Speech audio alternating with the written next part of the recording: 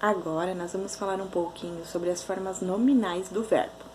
As formas nominais são aquelas que não possuem flexão de tempo, modo ou número. Então, elas não têm presente, passado, futuro, elas não têm modo indicativo, subjuntivo, imperativo, e elas não têm número singular e plural, tá?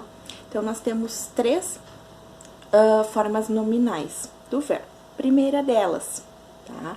É o infinitivo, que é aquela forma em que o verbo aparece no dicionário, sempre terminado em R. Então, é a forma original do verbo. Por exemplo, cantar, dançar, pular, correr, sorrir, tá? Infinitivo sempre terminado em R, tá? Às vezes, o infinitivo ele pode funcionar como substantivo e vir acompanhado de outro verbo. Por exemplo, falar é prata, calar é ouro. Então, ali, o meu verbo ele está funcionando como um substantivo e é sujeito de oração, tá? O verbo no infinitivo, ele também pode aparecer com um verbo auxiliar, formando uma locução verbal, tá? Que é quando nós temos dois verbos funcionando como um só.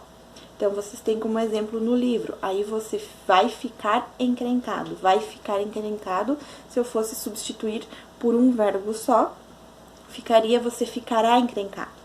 Então, vai, ficar, vai, verbo auxiliar, ficar, verbo no infinitivo.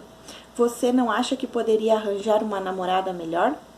Poderia, verbo auxiliar, arranjar, verbo no infinitivo. Então, você não acha que arranjaria uma namorada melhor? Tá? Então, esse é o infinitivo. A segunda forma nominal é o gerúndio, que é quando o verbo está terminado em NDO. Para formar o gerúndio, nós apenas retiramos o R do infinitivo e acrescentamos NDO, tá? Cantando, dançando, pulando. O gerúndio ele tem a função de indicar continuidade, de indicar que aquela ação ela não foi concluída, ela ainda não terminou. Por exemplo, o telefone está tocando. Então, ele ainda não parou de tocar. Ele continua tocando, tá? O gerúndio ele também pode ter valor de adjetivo, ele pode caracterizar alguma coisa. Por exemplo, pessoas fumando não poderão permanecer na sala. Fumando é uma característica das pessoas, elas estão fumando, então elas não podem continuar naquele ambiente, tá? Que teria o mesmo valor do adjetivo fumantes, tá? Outra coisa, o gerúndio ele também pode formar locução verbal, acompanhado de um verbo auxiliar, da mesma forma que o infinitivo, tá? Então, Calvin estava falando com Charlie. Calvin estava falando com Charlie, tá? Estava, verbo auxiliar, falando verbo no gerúndio, ok? A última forma nominal do verbo é o particípio. Tá? No particípio, nós temos verbos terminados em ado e ido. Estudado, acabado, conhecido, vivido.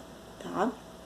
Diferente do gerúndio, que apresentava uma ação que não tinha terminado ainda, o particípio ele indica o contrário, é uma ação acabada, concluída.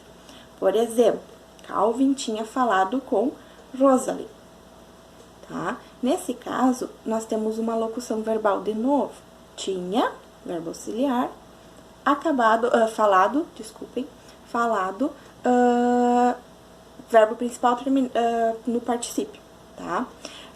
Nas locuções verbais, é preciso que vocês percebam que sempre o verbo auxiliar que vai indicar o tempo, modo e o número, tá?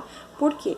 Infinitivo, gerúndio e particípio não tem flexão, tá? Outra coisa, o particípio ele também pode estar desacompanhado, estar sozinho, não possuir o verbo auxiliar. Por exemplo, resolvidas as questões de português, os alunos dedicaram-se às de matemática, tá? Então, resolvidas é o meu particípio, ok? E vem sem o verbo auxiliar. O particípio ele também pode se comportar como um adjetivo, então ele pode ser uma característica, tá? O guincho retirou os carros encrencados da pista. Esse meu encrencados é um verbo no particípio.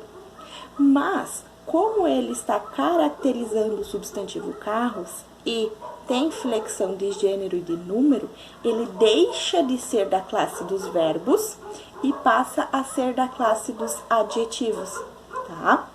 A mesma coisa com roupa amassada é deselegante. Então, meu substantivo feminino singular, meu particípio está no feminino singular, ok?